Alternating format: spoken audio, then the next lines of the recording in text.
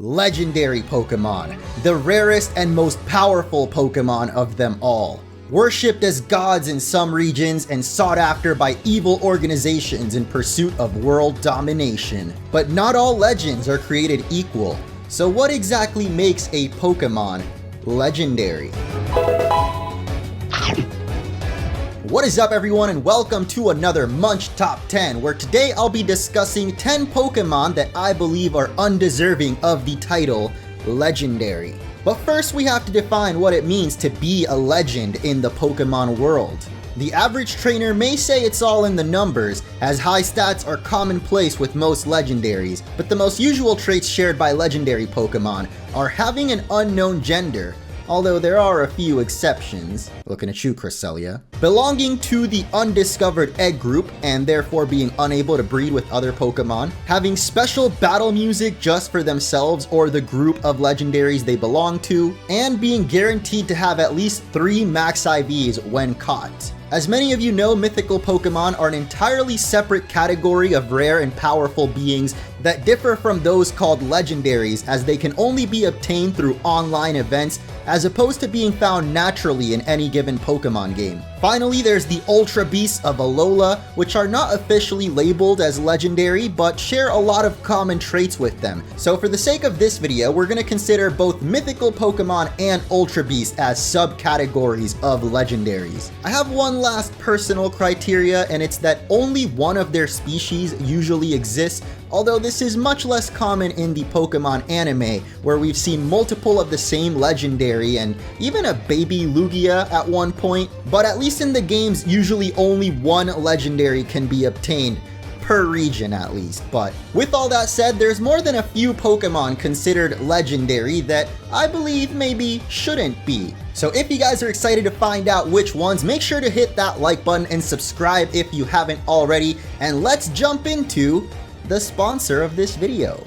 So I heard you like Pokemon. You know where Pokemon comes from? Japan. And you know what else comes from Japan?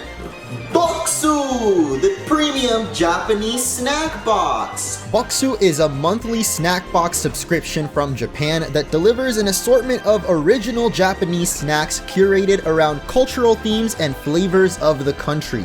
One thing I've noticed about the box is you get snacks you might not commonly find at a Japanese convenience store. So if you want to try something more unique and authentic, Boxu is just for you.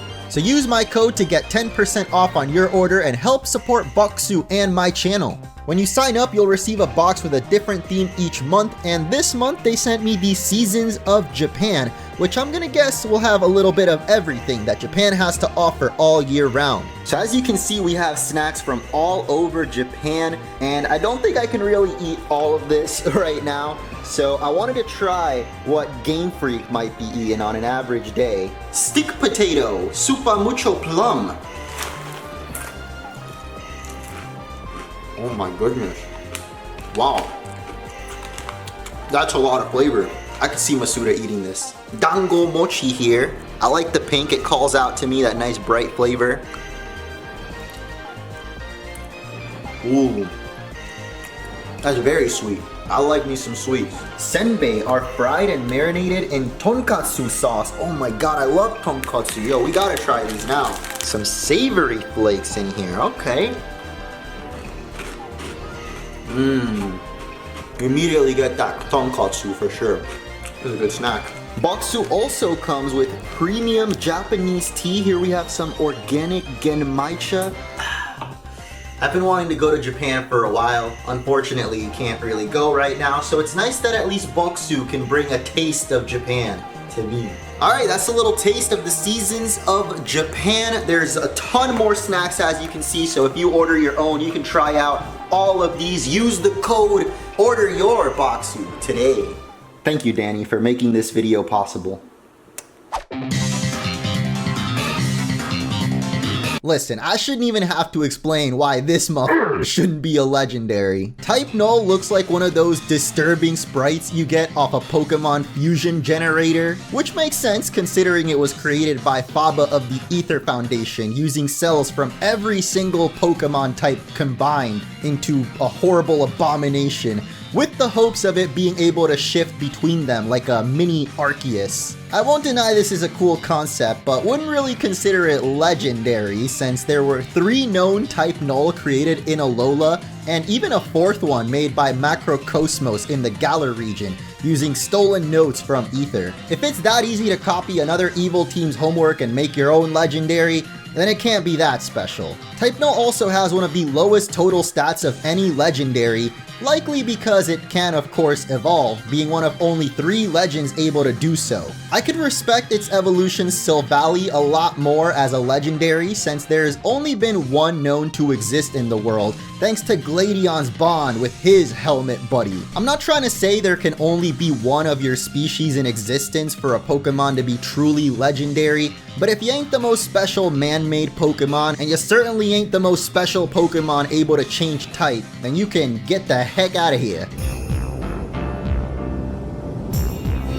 Known as the Sea Guardians, next up we have Manaphy and Phione, although technically only Manaphy is considered to be mythical, and the status of Phione is debatable. So I'm here to settle it once and for all. Much like with Silvally, I'm all for Manaphy maintaining its legendary status, but Phione, you can get out of here. You see this?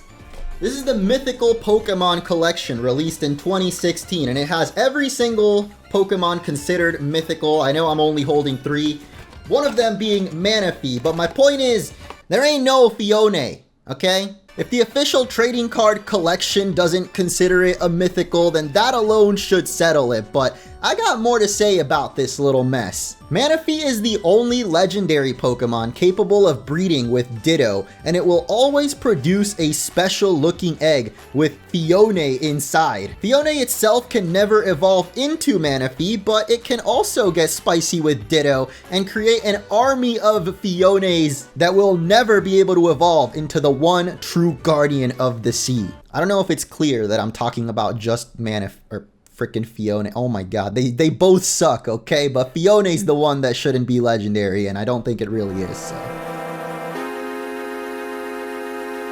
Heatran is quite an interesting critter. It first appeared in the Jewel of Arceus movie as a glorified ride Pokemon. I always found it so cool how it crawls all over the walls and ceiling, but we're not here to hype it up. Tell me why Heatran is the only legendary with a 50-50 chance of being male or female, but still can't breed. Although it's never been explicitly said if there are multiple Heatran in the world, I find it hard to believe the same Pokemon traveled all the way from the Scorched Slab in Hoenn to Stark Mountain in Sinnoh. There's even one that appeared in the Reversal Mountain of Unova, so either it was born from the volcano or these lava lizards be getting freaky. Heatran actually used to feel more special when it was the only Pokemon specifically associated with volcanoes, but then of course Volcanion had to come around and steal its thunder, or fire. I like to compare Heatran more to Volcarona, who's another volcano-inspired Pokemon that's been worshipped by ancient people as a deity of fire, and even had its own shrine in the Relic Castle back in Black and White. I can't be the only one who thought Volcarona was a legendary when first encountered deep in those ruins. After all, there's only one of them in the whole game, and I wasn't even aware that it had a pre-evolution. Nowadays, you can find Larvesta just walking around the wild of the Isle of Armor, but I would say Volcarona was once just as rare as Heatran, so either both of them should be legendary, or neither. On the subject of the Isle of Armor, let's talk about the poster child of Pokemon's first DLC. Yes, Kubfu is cute. Yes, its story is charming. Yes, its Gigantamax form is pretty damn dope, but should Kubfu be a legendary? Hell nah. This little runt has the lowest stats of any legendary Pokemon, and even as a fully evolved Urshifu, it has a lower stat total than Arcanine. Which reminds me, wasn't Arcanine considered a legendary in Gen 1 alongside the birds?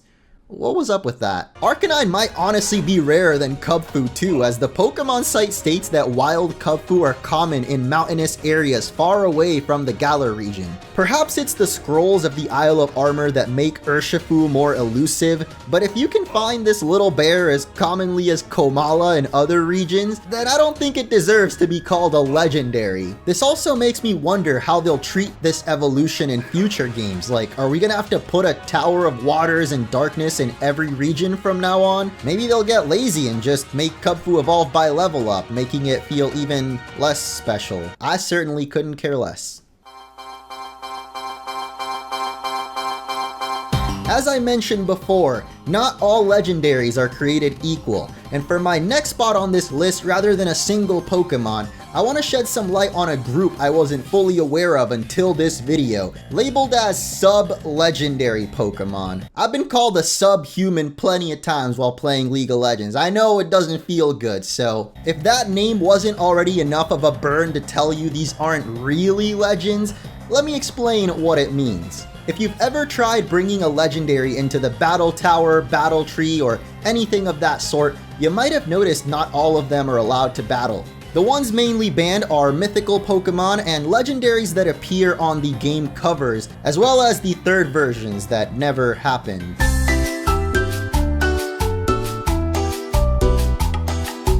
Sub-legendaries are basically every other legendary that's not on the cover but can be caught in-game as either roaming or static Pokemon, and usually have stats totaling 600 or lower, not counting the ones with Mega Evolutions. And Regigigas. What are you doing here? I don't necessarily think all these Pokemon are undeserving of their legendary prestige, but in my opinion, there's way too many of them these days, so we're gonna have to cut some. Which finally brings me to the Lake Guardians of Sinnoh.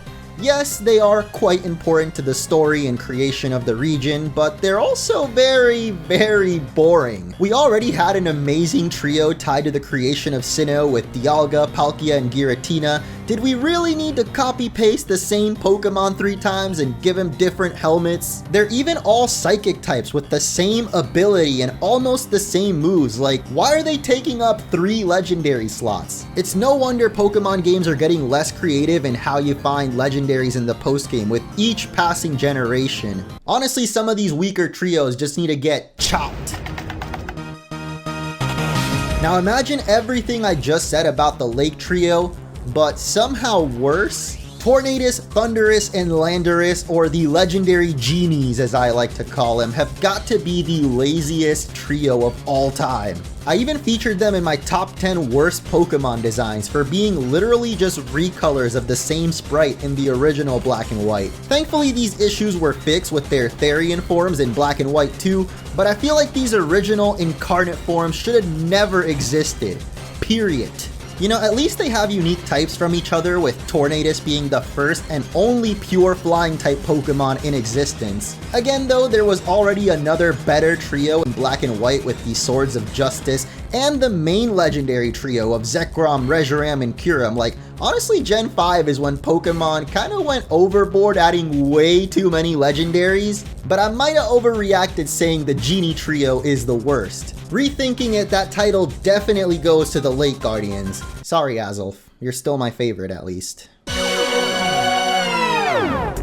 I just mentioned how Gen 5 added way too many legendaries, so on that topic, I want to talk about the only bug-type legend, or technically mythical, to ever exist, and that is Genesect. Yet another man-made Pokemon that doesn't quite live up to the hype of Mewtwo, but is at least way cooler than Typenol, right? Silvally is more debatable. In fact, they both have a lot of similarities to Arceus, being able to equip a certain item and change their type. Or well, for Genesect, it only changes the type of its signature move, Technoblast, which is definitely lamer than Silvally actually changing typing, plus the type of its own signature move. On top of that, it seems Genesect were mass-produced by Team Plasma, resulting in the Genesect army featured in the 16th Pokemon movie, where they faced off against Mega Mewtwo. It's actually kind of sick they made the 2 most powerful man-made Pokemon fight, but don't let this distract you from the fact there's 5 Genesect in this film alone,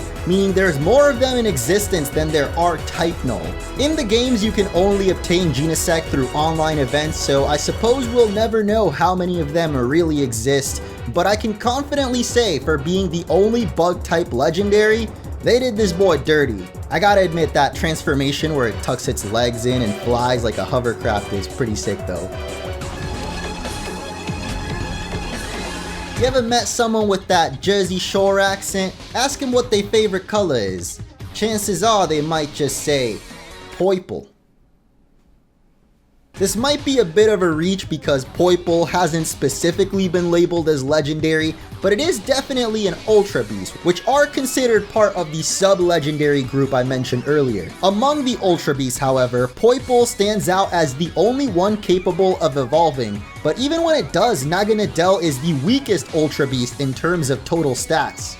It's also the only Ultra Beast not caught in a Beast Ball, mainly because you receive it as a gift from the Ultra Beings of the Megalopolis, but still kinda sus that it's in a regular Pokeball. If you're telling me Necrozma isn't an Ultra Beast just because Beast Balls don't work on it, then I don't think Naganadel should be considered one either, and much less a legendary.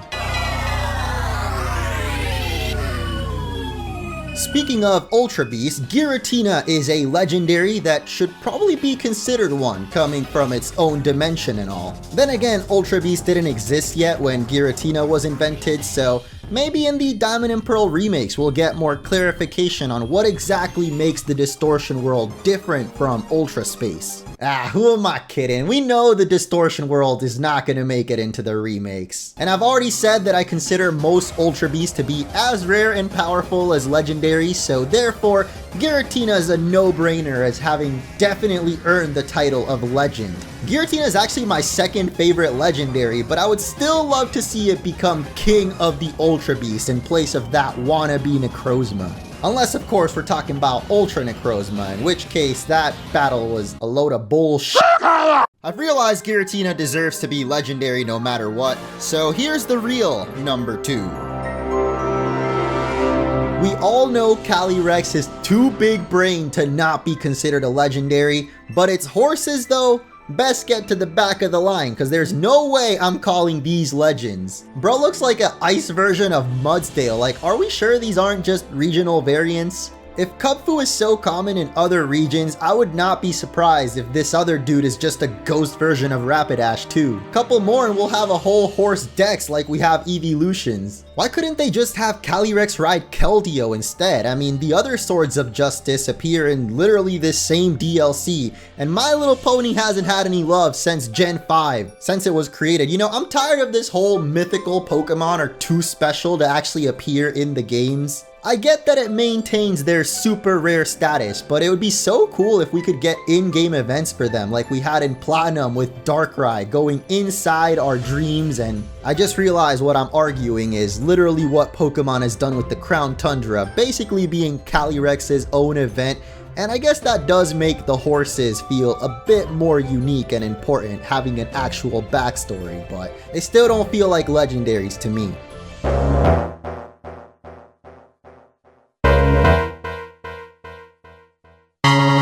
I know what you're thinking. How could the literal god of Pokemon not be considered a legendary? And you're right, Arceus is the Alpha and the Omega, the creator of everything in the Pokemon world, which is why I feel it deserved so much more. Prior to Gen 6, Arceus was indeed the most powerful Pokemon, being the only one with over 700 total base stats. But everything changed when Mega Evolutions attacked. Only Arceus remains in the top 10 strongest as the only one without some kind of transformation to enhance its power. And so I ask, how can you be the god of Pokemon if there's so many more powerful than you? I can only hope that with the release of Brilliant Diamond and Shining Pearl, Arceus can once again reign as the god of Pokemon and regain its throne as the most powerful of them all. Then again, Arceus is getting its own game in Legends Arceus coming next year, so we'll probably have to wait just a little longer until we see it reclaim that top spot. But the future is looking good for the king of legendaries. I can imagine it getting a new form similar to the Eternamax Eternatus we fought in the climax of Sword and Shield, that's exclusively fought against in the final epic battle, but you're unable to catch or use it during normal gameplay. As God should be, you know, unobtainable. Perhaps this can establish a new tier of Arc Legendary reserved just for Arceus's ultimate form, which could even resemble the Beta Arceus we saw so many people draw fan art of during the hype of those leaks. In fact, I'd like to take a moment and defend the Gen 4 Arceus event that was never officially released, because for a bit this created an air of mystery around the Pokemon being the only one that you could never obtain through legit methods. That is, until they just gave it away over Wi-Fi in later generations, making it not feel special at all anymore. But to be clear, I'm not saying Arceus doesn't deserve to be a legendary, but now that there's a handful of way more powerful Pokemon, I want the Pokegod to be a tier above them and reign supreme as the strongest legendary ever once again. Thank you all so much for watching, and let me know your thoughts on this list. Are there any other legendary or mythical Pokemon that you don't think deserve the title, or maybe some ordinary Pokemon that should be considered legends? Make sure to subscribe and stay tuned for more top 10s in the future, and hit that notification bell if you want to be reminded of all my future videos. And I'll catch you in the next one.